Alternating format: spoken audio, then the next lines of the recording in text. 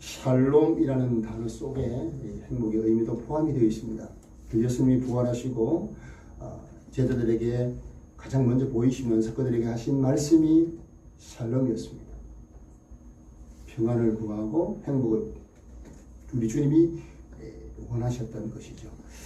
여러분, 오늘 말씀의 제목을 그리스도께서 주신 자유를 누리자로 잡았습니다. 5장 1절을 근거로 해서 그렇게 잡았는데 그 뒷부분을 보시면 다시는 종의 몽을 매지 말라는 제목을 잡아도 전혀 문제가 되지 않습니다. 그런데 좀 긍정적으로 그리스도께서 주시는 자유를 누리자 그렇게 잡았습니다. 여러분, 우리가 흔히 자유라고 하면 온 인류가 역사가 존재하면서 역사가 진행되는 한 온 인류가 갈구해온 그런 것이 바로 자유일 것입니다. 자유가 얼마나 좋으면 우리는 가까운 북한에서 목숨을 걸고 탈출하는 탈북민들을 볼 수 있습니다. 발각이 되면 죽든지 아니면 아우지 탄광이라든지 이런 데서 평생을 살아야 될 그런 위협을 무릅쓰고 탈북하는 것을 보면 자유가 그만큼 귀한 것이죠. 자, 그런데 진정한 자유는 사실 탈북민을 생각해 보면 대한민국에 와서 자유로운 삶을 만끽하면서 너무 좋아하죠. 그런데 시간이 지나면 그 자유가 진짜 자유가 아니라는 것을 사람은 본성적으로 압니다. 왜 그러냐? 그 자유는 성경이 말씀하시는 자유를 우리가 얻을 때 진정한 자유를 누릴 수 있기 때문에 그렇습니다. 진정한 자유가 뭐냐? 그것은 우리의 구원과 함께 시작이 됩니다. 다시 말해서 예수 그리스도께서 내 죄를 해결하신 그 사실을 믿게 되고 그 죄로부터 해방된 것을 확신하게 될 때 진정한 자유를 누릴 수 있다는 겁니다.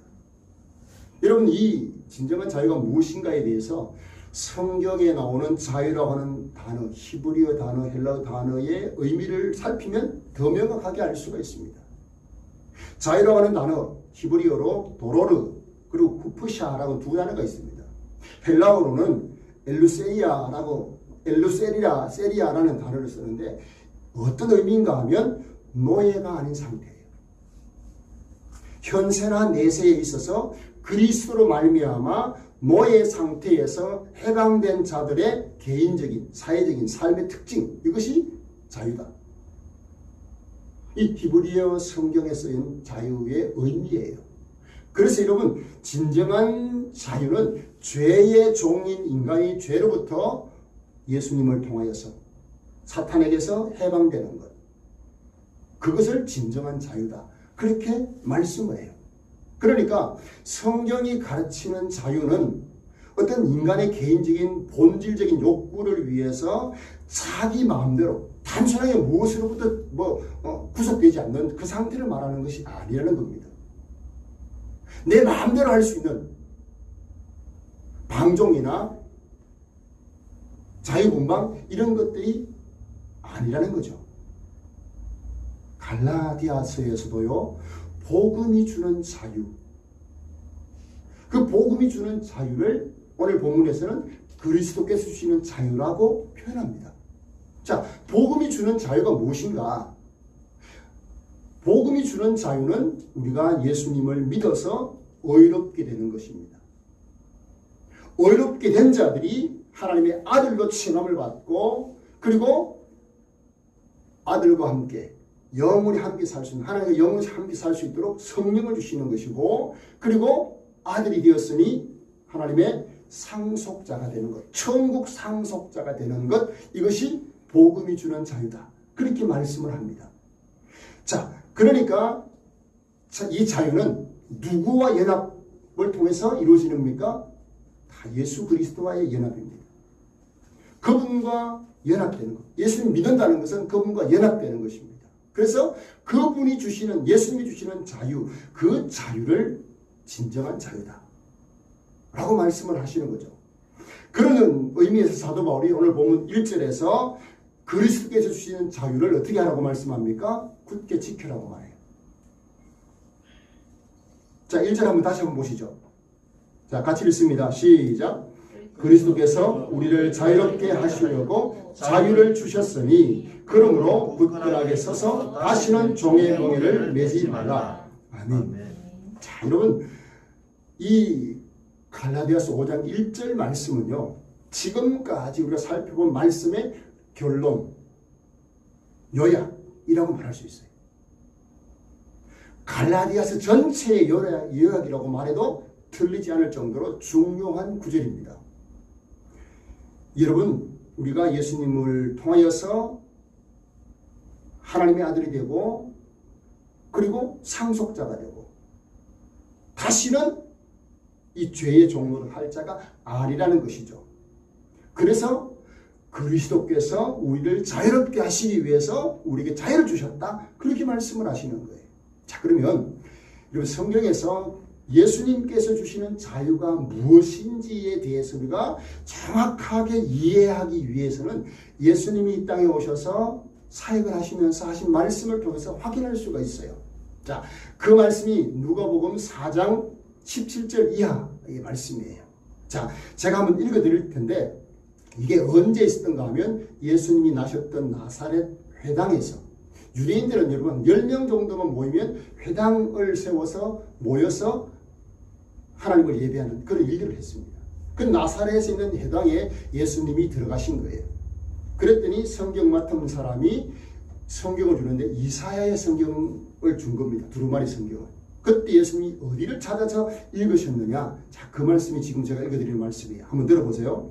선지자 이사야의 글을 드리거늘 책을 펴서 이렇게 기록된 데를 찾으시니 곧 주의 성령이 내게 임하셨으니 이는 가난한 자에게 복음을 전하게 하시려고 내게 기름을 부으시고, 여기 내게 기름을 부었다. 내게 예수님에게 기름을 부으셨다. 하나님께서 기름을 부으셨다는 그 예언이죠.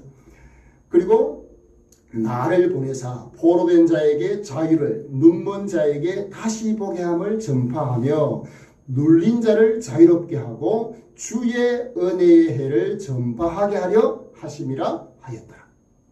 이사야의 말씀, 예언의 말씀을 예수님이 읽으시면서 이것이 자신이 해야 될 일인 것을 말씀을 하셨어요. 자, 여기 보시면 하나님께서 기름을 부었다. 그리스도가 되게 하셨다는 거죠. 우리의 구원자가 되게 하셨어요. 그 예수님이 하시는 복음이 뭐라는 겁니까? 그것이 바로 포로된 자에게 자유를, 눈먼 자에게 보게 됨을, 눌린 자를 자유롭게 하는 것. 이것이 예수님이 하시는 일이다. 그렇게 말씀해요. 자, 그리고 뒤에 중요한 단어가 나옵니다. 주의 은혜의 해를 전파하게 하려 함이라. 여러분, 이게 주의 은혜의 해, 이게 뭔가 하면 희년을 말합니다. 희년. 자, 희년이 뭔가? 우리 한자어로 하면 뭡니까? 기쁜 희자예요. 기쁜 해입니다. 기쁜 해. 자, 이 희년에 대해서 그 기원이 어디 나오는가 하면 레위기 25장에 나오는데, 자, 그 말씀을 그냥 설명드리면 이렇습니다. 6년 동안 농사를 짓고 나면 7년째는 안식년을 합니다. 농사를 짓지 못하게 합니다. 하나님. 그냥 논을 놀리라고 합니다. 그러면 농사를 짓지 않아도 심어놓은 포도 같은 것들이 어떻게 되겠습니까? 맺히지 않습니까? 그때 안식년 때 맺힌 과일들은 주인도 따서 가지 못합니다. 왜? 가난한 사람이든 누구든지 와서 다 따먹을 수 있도록 하는 거예요. 따서 갈 수는 없어요. 누구든지. 주인도 못 따가요. 자, 이게 6년 농사 이후에 7년째 안식년입니다. 자, 이렇게 7년, 7번. 7년을 하고 나면 7번, 안식년 7번 하고 나면 49년이지 않습니까? 그럼 49년째 되는 안식년에도 농사를 못하게 합니다. 그리고 그 다음에 50년째가 되는 해를 희년이라고 합니다. 그때도 농사를 짓지 못하게 해요. 2년 동안 그러니까 안식년을 하는데 그 희년은 어떤 일이 일어나는가 하면 그해 7월 10일이 되면 대속제일입니다.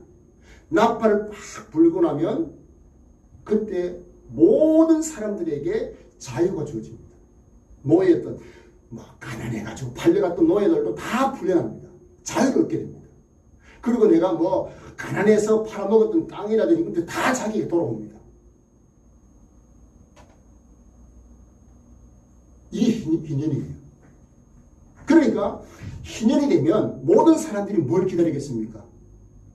희년을 기다리는 거예요. 내가 이랬던, 내가 할 수 없이 내 토지를 판 사람들, 어쩔 수 없이, 그리고 종이 된 사람들, 다 자유를 얻게 되는 거예요. 여러분 한번 보세요. 사람이 이제 종이 되어서 희년의 자유를 얻었는데, 가진 것이 없으면 또 어떻게 되겠어요? 희년이 마치고 나면 또 종이 될 거 아닙니까? 그러니까, 종은 더 이상 종이 되지 않도록 그가 예전에 가졌던 모든 재산들을 다 회복을 시켜주는 겁니다. 이게 희년이에요. 그런데 그 희년을 그리스도께서, 하나님께서 그리스도에게 기름을 부어서 이 은혜의 해를 전파하게 하셨다. 그래서 누가복음 4장에 보시면 예수님께서 내가 이 모든 것들을 이루었다. 그렇게 말씀을 하세요. 자, 그래서 여러분, 우리가 오늘 말씀하는 이 자유를 성경의 뿌리가 무엇인가 하면 바로 희년이에요. 이 희년의 자유를 주신 건데, 자, 그런데 여러분, 구약시대는 50년을 기다려야 되는 거예요. 그런데 여러분, 우리는 예수님께서 하신 그 아름다운 역사를 통해서 우리는 어떻습니까? 희년을 매 순간, 아니, 한순간도 놓치지 않고 누릴 수 있게 된 것입니다. 여러분, 이것이 뭡니까? 기쁨의 해, 희년인 것이죠. 그러니까 그 해만 오면 다 회복이 되는 거예요. 다 자유가 되고, 다 자유롭게 되고. 그러니까 예수님께서 내가 너희에게 모든 것들을 응했다. 내가 다 이루었다. 라고 말씀하시는 것이 무엇입니까? 모든 사람들에게 자유를 주신 것이고, 더 나아가서 그 자유에서 예수님은 우리로 하여금 마귀에게 얽매였던 것까지도, 죄에 얽매였던 것까지도 다 해방시켜 주신 것입니다. 할렐루야. 이것이 여러분 예수님께서, 그리스도께서 주시는 자유입니다. 여러분, 이 자유가 없으면 내가 자유로운 몸이 되었어도 진짜 자유롭지 않아요. 우리가 아까 들었던 찬양, 행복이라는 찬양, 그 가사를 여러분 세상 사람들에게 이렇게 행복을 누리라 말하면 웃어요. 가진 것이 없는데 누가 행복하냐고 그렇게 합니다. 제가 지난주에 20대 중반의 청년과 이야기할 기회가 있었어요. 그 친구가 꿈을 찾지 못하고 대학을 지금 휴학하고 군 면제돼가지고 그렇게 이제 있는 친구인데, 자기는, 내가 물었어요. 가치인을 하며 살 것이냐, 돈을 추구하며 살 것이냐 물었더니요, 한순간도 이게 지체 없이 자기는 돈을 추구하며 살겠대. 여러분, 왜 이런 생각 갖고 있겠습니까? 돈이 있어야 행복할 수 있다고 생각하는 거예요. 돈이 있어야 진정한 자유를 누리면서 자기 마음껏 살 수 있다고 생각하는 거예요. 여러분, 이것은 잘 모른 채 살아가는 것이죠. 성경은 분명히 우리에게 말씀합니다. 그리고 예수님께서 말씀하셔요. 진리가 너희를 자유케 하리라. 요한복음 8장에서 예수님이 그렇게 말씀하시는데요. 예수님께서 그렇게 말씀을 하세요. 너희가 내 말이 너희 안에 거하면 너희가 참 내 제자가 되고, 진리를 알지니 진리가 너희를 자유롭게 하리라 라고 말씀을 하셔요. 그러니까 예수님 자신이 진리라는 것이죠. 예수님 자신이 우리에게 자유를 주시는 분이시라는 것을 말씀하신 거예요. 자, 그 말을 들었던 유대인들이 화가 머리끝까지 났어요. 아니, 예수님, 우리가 아브라함의 자손인데 언제 종되었다고 우리가 자유를 얻습니까? 자유라는 것은 노예 상태에서 해방되는 게 자유인데 우리가 언제 종이 되었습니까? 자, 그때에 그렇게 말할 때 예수님 무슨 말씀을 하셨느냐? 그래, 너희가 팔려간 적은 없다. 노예가 된 적은 없다. 그러나 진실로 너희에게 이르노니 죄를 범하는 자마다 죄의 종이다. 죄를 범하는 자마다 죄의 종이다. 그렇게 말씀하셨어요. 그러니까 모든 사람들은 다 죄의 종인 거예요. 놀랍게도요, 교회 학교에 온 아이들에게 제가 물어요. 너 지금 죄가 있느냐? 은별이 같은 아이들도 죄를 물으면 죄가 있다 그래요. 자기들이 알아요. 이건 은별이가 나빠서 그런 게 아니라 다 자기가 죄를 지은 건 다 알아요. 그 말은 모든 사람은 다 죄의 종이라는 거예요. 죄를 지으면 다 죄의 종이다. 여러분, 사람이 죄를 지으면요, 죄의 종이 되는 것, 그 예를 우리가 다윗에게서 찾을 수 있잖아요. 죄의 종이 되니까 어떻습니까? 그 죄를 덮기 위해서 또 다른 죄를 지어요. 밧세바를 범하고 난 다음에 그 죄를 덮기 위해서 어떻게 합니까? 그의 남편을 죽이죠. 죄의 종이 되는 거예요. 그러니까 우리 주님 말씀하시는 것은 내가 진리니까 나를 믿고 죄의 종에서 자유함을 얻으라. 내가 너희를 자유케 한다. 라고 말씀하시는 거죠. 여러분, 이런 말씀이 지금 제가 드린 말씀이 오늘 본문 1절에서 말씀하시는 자유의 배경입니다. 그러니까 이 자유를 주시기 위해서 예수님이 이 땅에 오셨고, 이 자유를 위해서 예수님이 십자가에서 죽으셨고, 그리고 3일 만에 부활하셨고, 그리고 승천하시고 다시 오시겠다 약속하신 것입니다. 할렐루야. 그러므로 이런 자유를 얻은 하나님의 양아들이 되고 하나님의 자녀가 된 우리가 어떻게 합니까? 다시는 종의 멍에를 매지 마라. 죄의 종이 되지 말아라. 라고 말씀하시는 거예요. 자, 1절에 보면 여러분, 굳게 서서 종의 멍에를 매지 말라 그래요. 예수님께서 주시는 자유에 굳게 서라는 거예요. 이 지금까지 말씀드렸던 예수님에 대한 모든 복음의 소식들을 굳게 믿고 다시는 죄의 종의 멍에를 매지 말라. 자, 여기 보시면 우리 주목해야 될 단어가 뭡니까? 다시는이에요. 다시는 종의 멍에를 매지 말라라고 말씀하는 걸 보니까 종의 멍에를 맨 적이 있다는 거예요, 없다는 거예요? 있다는 거죠. 갈라디아 교인도 그렇고요. 지금 신앙생활하는 성도들조차도 예수님 주신 자유가 있는데 그 자유를 누리지 못하고 종의 멍에를 메고 신앙생활하는 사람들이 많다는 거예요. 이런 분명히 아셔야 됩니다. 하나님의 은혜로 우리가 예수를 믿고 하나님의 자녀가 되면 자유자입니다. 할렐루야. 죄의 종이 될 수도 없고요. 사탄의 종이 될 수가 없는 자가 되었어요. 이 사실을 믿는 것이죠. 그래서 우리가 행복한 거예요. 이러면 죄의 종이 된다. 뭐에게 된다. 이게 어떤 건가. 한 이야기를 제가 한번 드려볼게요. 여러분, 아프리카 선교사, 우리나라에서 전 세계적으로 미국 다음으로 선교사를 많이 파송하는 나라 아닙니까? 초창기에 아프리카 선교사로 나갈 때 이 선교사님들이 가족들을 데리고 갈 수가 없었어요. 너무 열악하니까. 그래서 선교사님들이 혼자 가서 선교를 하니까 선교하려니 살림을 살아가는 사니까 너무 힘든 거죠. 그래서 어떻게 하느냐. 이 가정부를 두는데 여자 가정부를 두려고 하니까 이 문제가 될 수 있잖아요. 그러니까 흑인 소년을 가정부로 채용을 한 거예요. 그래서 그 아이에게 밥을 하게 하고 자기 수발을 들게 한 거예요. 집안일을 하게 한 거예요. 그런데 이 흑인 아이가 선교사님 댁에 취업된 것은 그 아프리카에 취업이 되지 않는 상황이니까 엄청난 일이었습니다. 굉장히 불우했는데, 그런데 여러분, 이 아이도 혼자 그렇게 집에 있으니까 힘든 거죠. 그래서 그 아이를 위해서 다른 흑인 아이 하나를 이 선교사님이 자기의 양자로 삼습니다. 자기 호적에 입적을 시키고 양아들로 삼고 그 아들에게 너는 오늘부터 내 아들이다.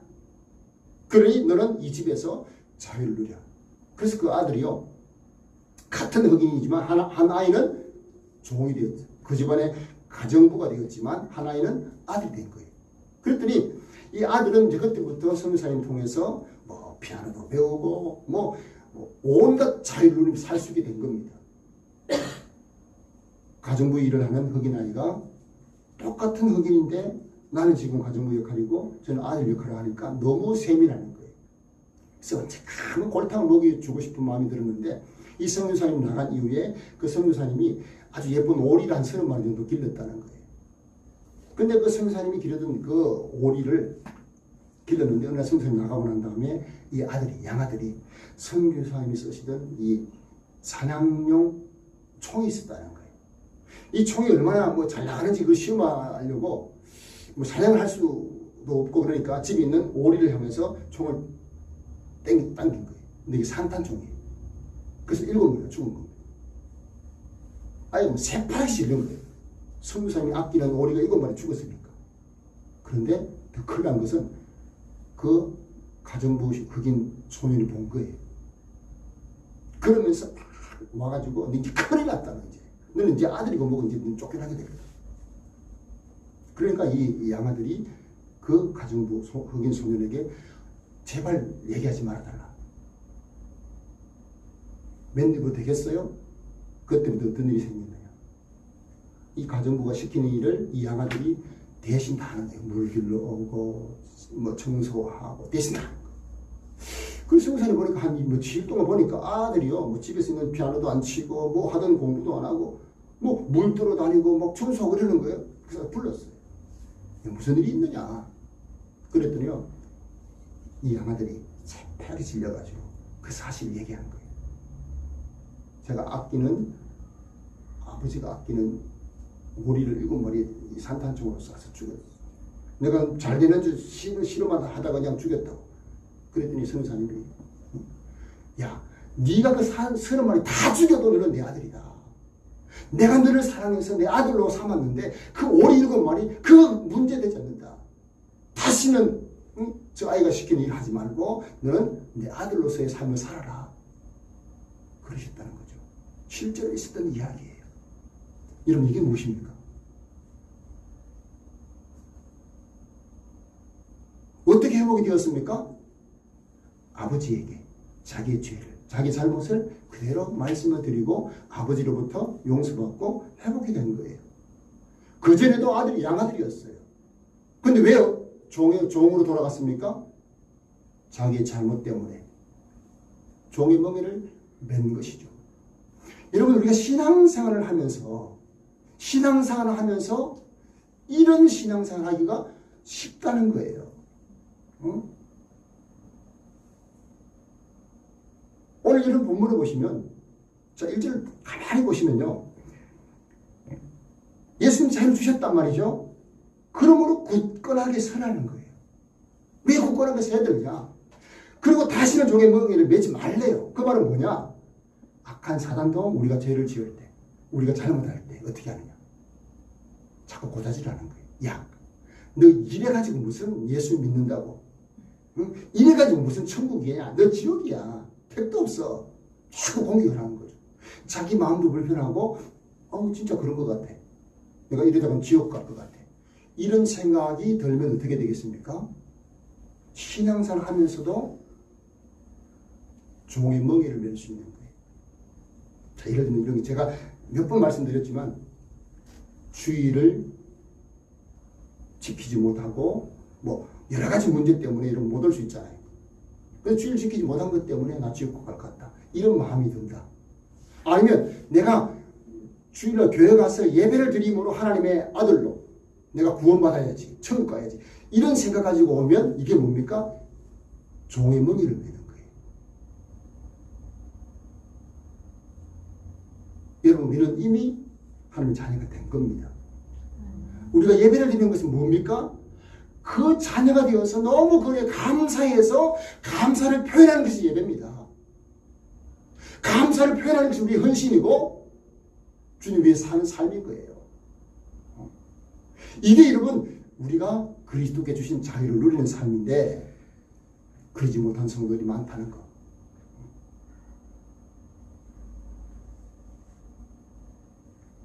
왜 이런 이단들의 사람들이 옥죄입니까?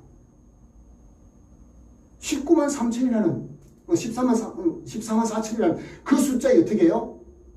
그 숫자에 너희들이 이렇게 하고 저렇게 해야 들어간다 그러니까 어떡합니까? 재산도 다 갖다 놓고 뭐 온갖 자기 희생을 하잖아요. 14만 4천에 들어가기 위해서.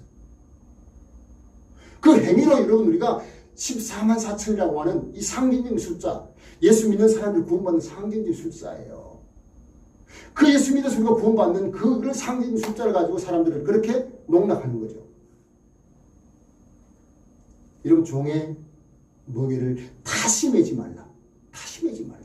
자, 이 가나니아 교인들이 종의 먹이를 매는 것이 어떤 것인가? 자, 2절 보세요. 자, 2절 보면 보라. 나 바울은 너희에게 말하노니 너희가 만일 할례를 받으면, 자, 종의 먹이를 매는 것은 할례를 받는 것이다. 여러분 할례는 뭔가 하면, 여러분 갈라디아 교인들은 우리 지난번 지도를 보셨죠? 지금 터키의 북부 지역에 있는 지역입니다. 그 지역 사람 이방 사람들이에요. 근데 이방 사람들이 유대교를 믿게 되면 어떻게 됩니까? 할례를 행합니다. 그 할례는 하나님의 자녀라고 하는 표식으로 받은 것이라고 유대인들이 생각을 해요. 그러니까 할례를 받는다? 이거 말은 뭔가 하면 어떤 의미가 있는가 하면 나는 예수님을 통해서 구원받는 것이 아니고 내 할례를 통해서 내가 하나님께 의롭다움을 받으려고 하는 그 행위인 것입니다.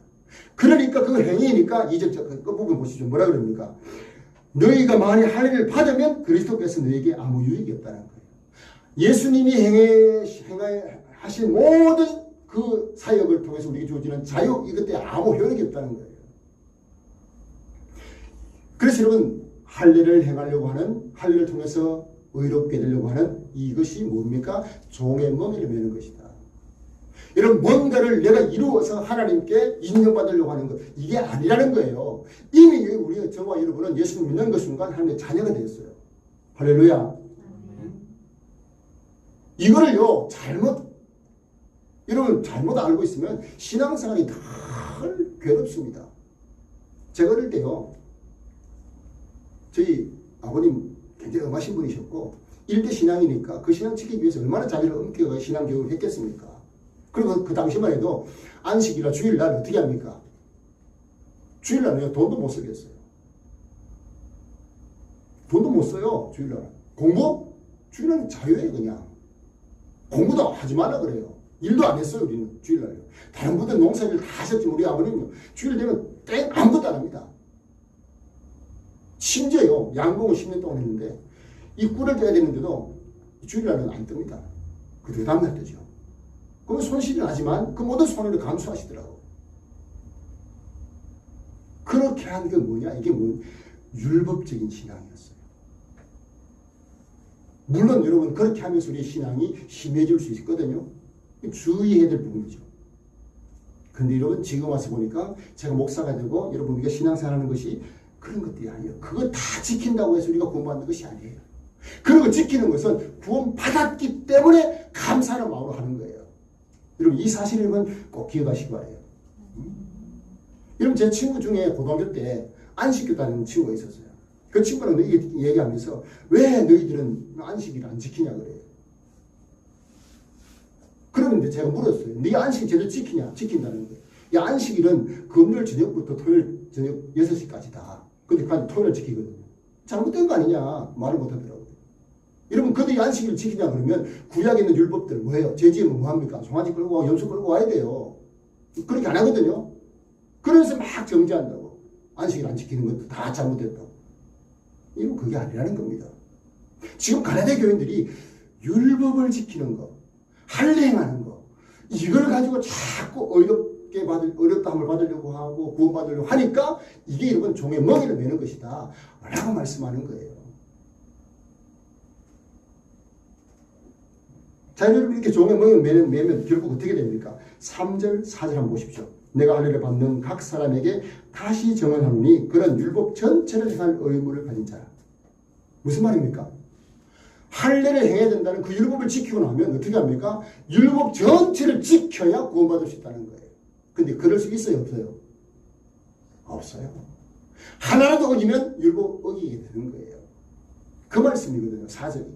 그래서 그 결과 어떻게 됩니까? 4절 한번 같이 읽습니다. 시작. 율법 안에서 의롭다함을 얻으려 하는 너희는 그리스도에서 끊어지고 은혜에서 떨어진 자로다. 아멘. 자, 보세요. 율법 안에서 의롭다함을 얻으려고 하는 너희는 그 행위가 뭡니까? 할례 율법 행하려고 하는 겁니다. 그리스도에게서 끊어지고 은혜에서 떨어진 자다. 그렇게 말해요. 저는 이걸 보고 우리가 예수 믿고 나면 예수 믿은 사람이 예수님에게서 끊어질 수도 있겠구나. 그게 아니에요. 그 말이 아니에요. 그 말이 아니라 자, 율법에서 떨어진 자다. 이거 쉽게 여러분 우리가 이해를 돕기 위해서 한번 생각해 보세요. 사람이 벽이 있어요. 양쪽 벽이 있어요. 저를 한번 보세요. 양쪽 벽이 있는데 내가 등을 기대려고 하면 자, 예수님이라고 하는 벽과 율법이라고 하는 벽이 있어요. 두 벽에다가 내 몸을 다 기댈 수가 있나요? 한쪽에 기대면 어떻게 됩니까? 예수님에게 기대면 예수님을 믿어서 어렵게 되는 거지만 한쪽 예수님을 떠나서 이 율법의 벽에 기대면 어떻게 됩니까? 예수님을 떠나게 되는 거예요. 꺼내서 떠나게 되는 거예요. 그 말이에요. 둘 다 이러면 기댈 수 없는 거예요. 둘 다 기대는 게 지금 뭡니까? 천주교예요. 예수도 믿어야 되지만 선을 행해야 된다. 그래야 너도 천국 가고 너희 조상들 뭐 제대로 신앙생활 못한 사람들 연락해서 천국 간다. 그러니까 죽을 돈 살도 모르고 구제하고 그렇게 하는 거예요. 성경을 다 왜곡한 것들이죠.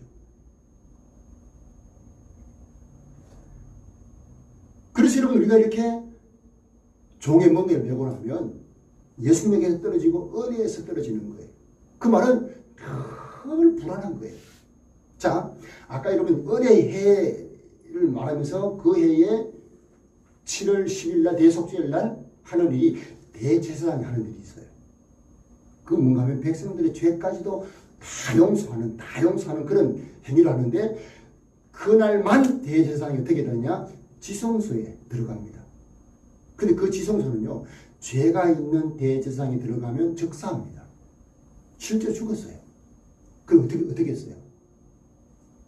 누구도 그 안에는 들어갈 수 없으니까 대제사장 발목에다가 끈을 묶어가지고 그렇게 들어가요. 들어간 대제사장은 어떻게 했습니까? 어떤 마음이겠습니까? 얼마나 불안하겠어요. 자기 대를 속하기 위해서 다 제사를 지내고 밖에 제사를 지내고 들어가거든요.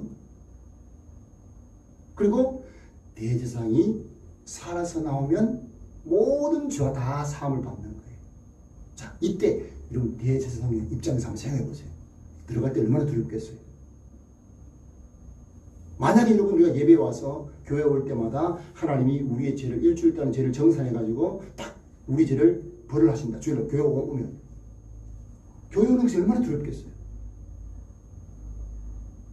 그러니까 그게 아닌 거죠.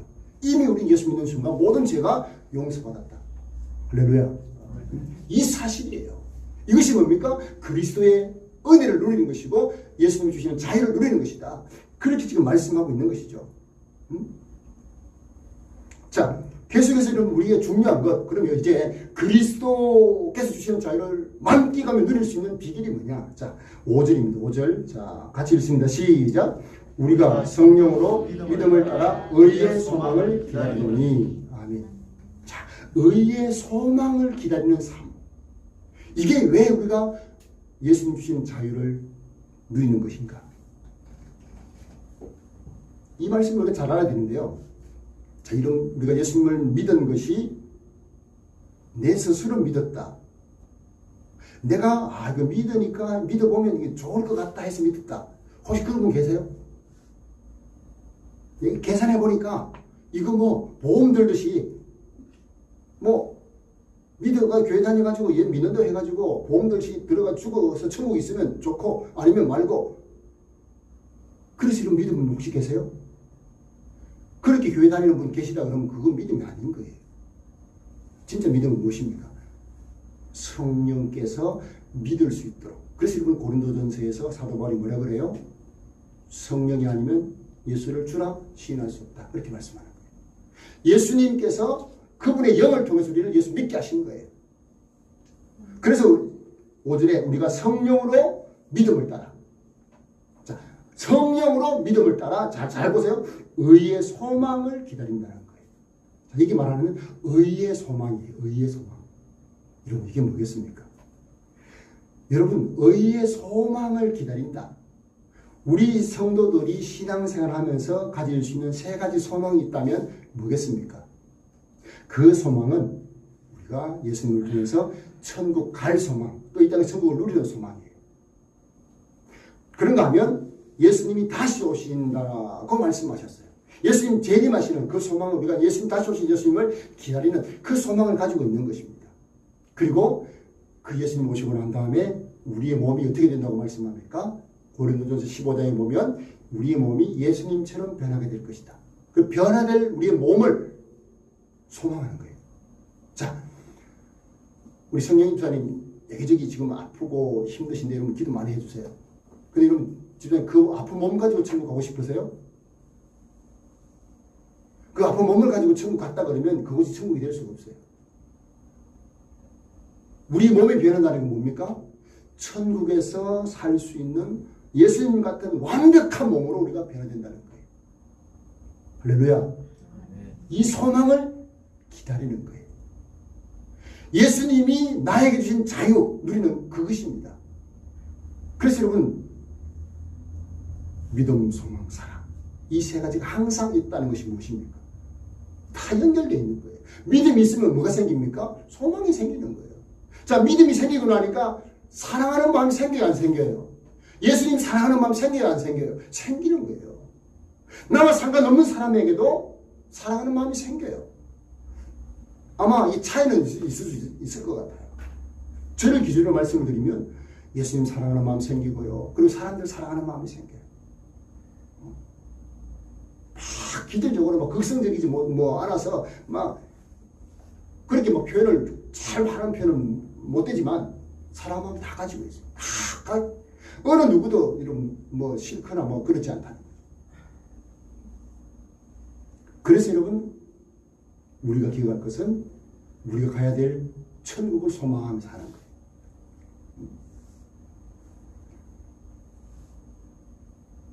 뿐만 아니라 여러분 천국에서 우리가 완벽하게 천국을 누리는 삶은 예수님이 다시 오시고 그 예수님과 함께 우리가 천국에 올라가는 그 상황, 그 소망 우리가 가지고 사는 것이죠. 자, 그래서 여러분 우리가 의의 소망을 기다리는 것입니다.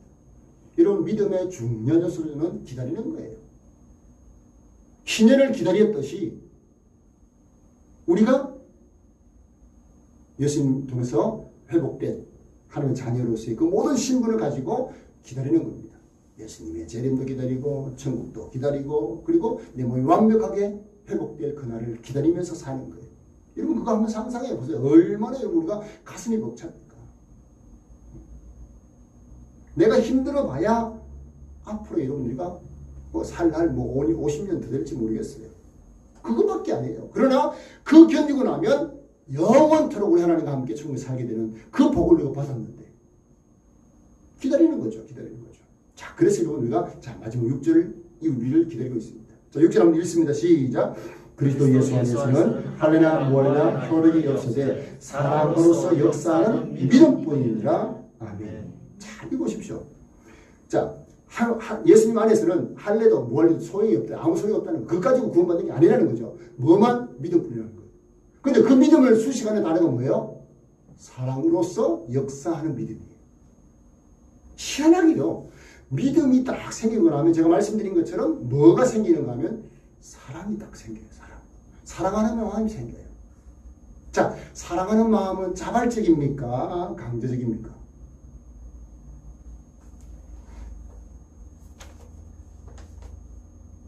예수님 우리를 사랑하셔서 강제로 이 땅에 오신 것이 아니거든요. 자발적으로 자원해서 오신 거예요. 여러분들이 예수님을 믿고 나면 사랑으로서 역사하는 믿음을 가지고 신앙생활을 하는 거예요. 이게 예수님에게 효력이 있는 거예요. 그래서 여러분 사랑으로서 역사하는 그 믿음 때문에 이 한국 땅에도 선교사님들이 당시 여러분 20대 초반, 20대 중반 선교사님들이요 다들 엘리트였습니다. 그 당시에 여러분 최고의 대학을 졸업한 사람들, 장래가 촉망되는 사람들이 선교사가 되어서 특히 우리나라에는 정말 선교사님들이 미국에서 또 영국에서 이런 데서 정말 유능한 선교사님들이 들어왔어요. 다 여러분 장래가 촉망되는 분들이 그들이 와서 어떻게 했습니까? 복음을 전해놓고 뭐 풍토병에 걸려서 금방 죽은 분도 계시고 복음 전하는 그 사역을 그렇게 한 거예요. 이게 뭐 때문에 이루어집니까? 가능합니까? 사랑으로서 역사하는 믿음 때문에 가능한 거예요. 여러분 우리가 주님을 섬기거나 교회를 세워가는 일이 바로 이 원리가 작용이 되는 겁니다. 교회는 우리가 사랑으로서 역사하는 믿음으로 우리가 세워가는 것입니다. 오늘 이 사실을 그리스도의 자유를 누리는 것입니다. 그렇게 말씀을 해요. 여러분 구약의 성도들이 자유를 잃었던 백성들이 가난한 사람들이 회복을 기다렸던 희년 그 희년의 그 의미를 예수 그리스도께서 다 성취하신 것이 우리에게 주신 자유라는 사실을 여러분 기억하셔야 돼요. 그래서 여러분 죄로부터 해방된 것 죄로부터 해방된 것 이것이 여러분 우리가 하나님께 받은 가장 큰 은혜예요. 제가 오늘 본 말씀을 쭉 묵상하면서 과거에 참 많이 불렀던 찬양이 생각이 났어요. 그 찬양이 나 자유 얻었네 너 자유 얻었네 그런 찬양이에요. 자, 다윗과 요나단의 찬양을요 좀 듣고 우리가 같이 찬양을 하고 자, 기도하도록 하십시다. 자, 여러분 자유 예수 그리스도 안에서 주시는 그 자유를 여러분 만끽하는 그런 신앙생활 되시기를 축복합니다. 자, 이 찬양 한번 영상을 먼저 보시고 찬양을 뒷부분에 좀 광고하는 게 있지만 그건 그냥 무시하십시오.